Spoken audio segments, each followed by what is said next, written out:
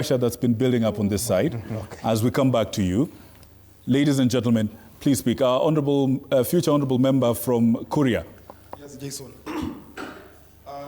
Are they all aspirants, by the way? No, I believe not. I believe not. It just so happens that that some of them are. What is your point, things are please? standing now, we started well. Our devolution started well. But MCA, they are losing it. You are being beaten at your own game. Because once you are elected, actually, you people, you just forget your responsibilities and duties. Then you follow your desires. Right? Then you have actually decided to play sycophants in most of the counties. You guys, you fear governors. Governor does not have your vote. You are the person who actually has, you are the person supposed to vote for that governor. So there is no way that person can actually intimidate you in any way. It doesn't make sense to anyone.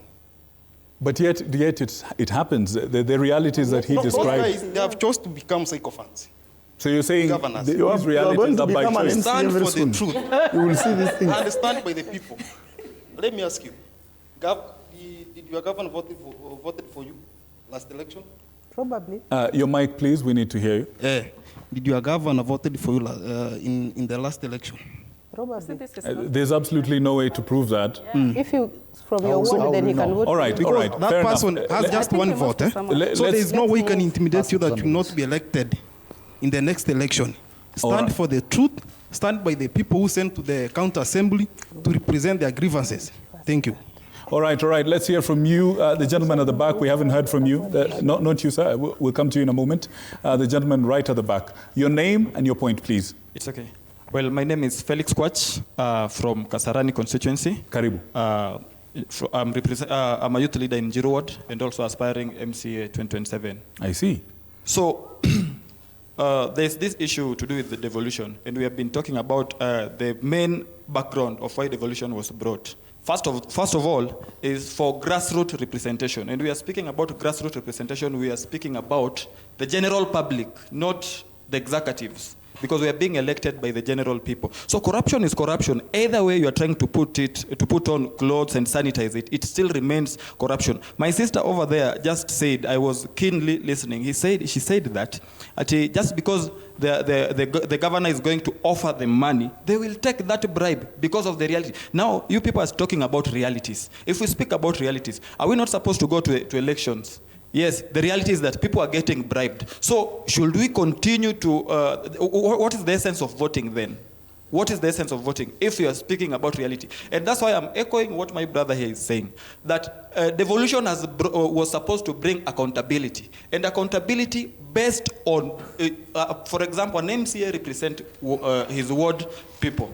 And if the MCA is fearing the governor, just because the governor maybe has some powers and have some money, and because of your political ambitions. When you are being elected, it's not all about your political ambitions. It is because of your will, your mandate that you have promised your residents to vote for you. So corruption is corruption. And the senior here is asking a very nice question. What can be done? What is the solution? And maybe I can give one solution. Please. Let these independent boards, for example, the judicial system, the parliamentary system, let them be independent.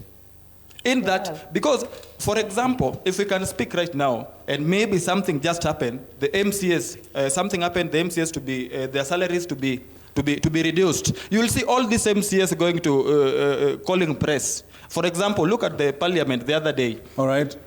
Thank you. Please, one line to finish your point before we move. Just a minute. To somebody else who hasn't spoken much. Let's hear from you, sir, this gentleman here.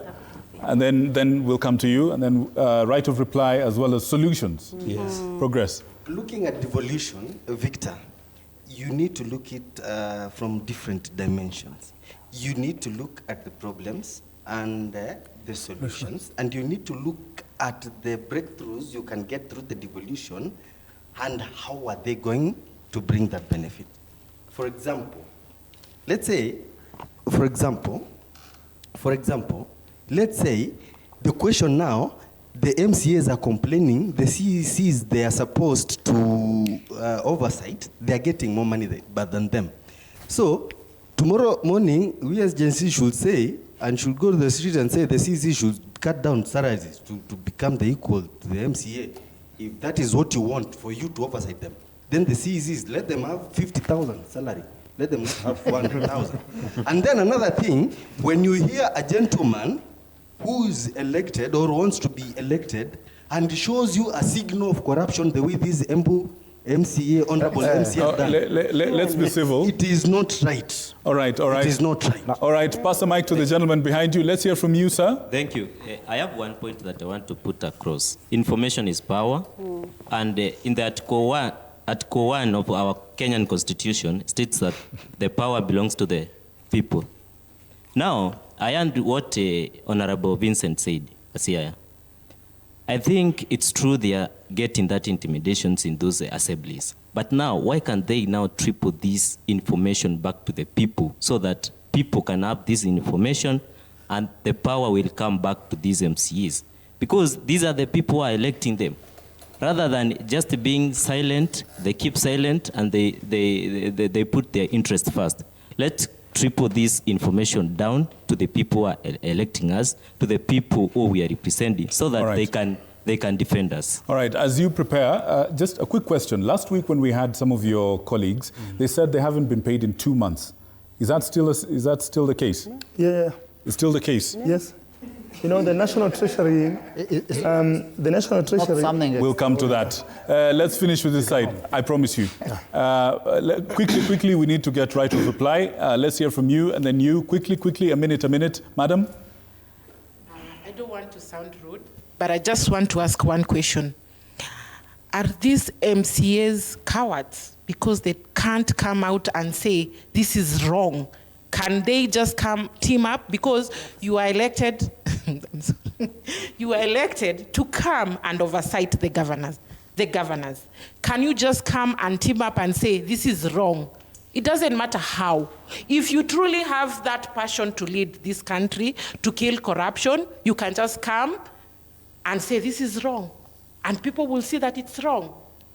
All right. Thank you. Quickly. Thank you, as I had said, my name is Peter. Actually, I just want to be brief. My view is, as we all know that empty bottle blows the... Empty bottles makes the most noises. The fact that we know that, so I wish to request whether we can review the Constitution and say, if it's an MCA, we need to have your qualifications. Actually, maybe the salary that you get right now is all about your qualifications, because maybe we see there are so many MCAs who are class 8 dropout. Last time we were seeing about the Kericho MCAs who don't know English. So maybe that's the qualification that you have. That's why you are getting the same salary. All right. And finally, let's hear from you. Okay, I want to say this. One, when you are relating houses that we have in this country, don't ever mention the parliament, the national parliament. That is the weakest house that we have ever had. And it's the most useless parliament that we have. One, because it has failed us 100%.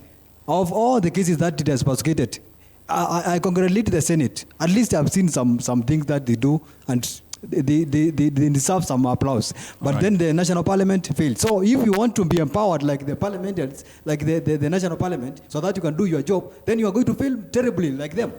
Number two, MCS, you know your boss. Maybe your boss is a CRC.